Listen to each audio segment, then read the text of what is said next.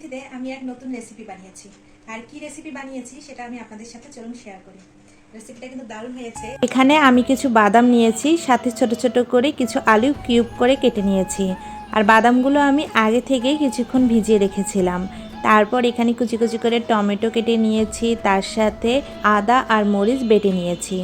এখন আলু আর বাদামগুলো একটি প্রেসার কুকারে দিয়ে দিলাম, সাথে সামান্য পরিমাণ একটু লবণ দিয়ে ঢাকনা দিয়ে ঢেকে দিলাম। কিছুক্ষণ পর কয়েকটা সিটি দিয়ে নিব।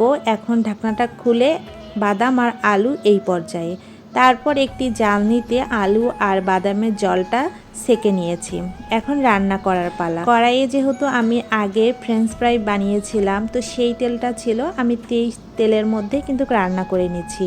এখানে জিরা ফোড়ন দিয়ে টমেটোগুলো দিয়ে দিলাম। টমেটোটা কিছুক্ষণ ভাজা ভাজা করে নিয়ে আদা ও মরিচ বাটাটা দিয়ে আর একটু টমেটোটা ভালোভাবে কষিয়ে নিয়েছি। তারপর এখানে একে একে পরিমাণ মতো জিরার গুঁড়া আর ধনিয়ার গুঁড়ো দিয়ে কিছুক্ষণ কষিয়ে নিলে আলু আর বাদামগুলো দিয়ে দিলাম। এখন আলু আর এই বাদামটাও অনেক সুন্দরভাবে কিছুক্ষণ কষিয়ে নিব। এখানে পরিমাণ মতো লবণ আর পরিমাণ মতো একটু হলুদের গুঁড়া দিব। এখানে একটু মরিচের গুঁড়াও কিন্তু দেওয়া যেত, কিন্তু আমি এটা জানতাম না। পরে ভাবলাম একটু মরিচের গুঁড়া দিলে কালারটা সুন্দর আসবে। পরে আমি সামান্য পরিমাণে মরিচের গুঁড়াও দিয়েছি।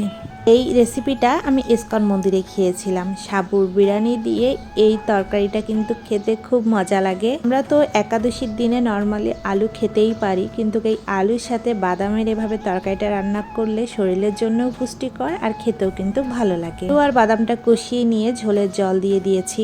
ঝোলটা একটু ফুটিয়ে আসলে সামান্য পরিমাণ চিনি দিয়ে দিয়েছি। অনেকে ঘিও ব্যবহার করতে পারে, যেহেতু ঘি দেইনি। তারপর একটু ঝোলটা শুকিয়ে আসার পর আমি এই তরকারিটা নামিয়ে নিচ্ছি।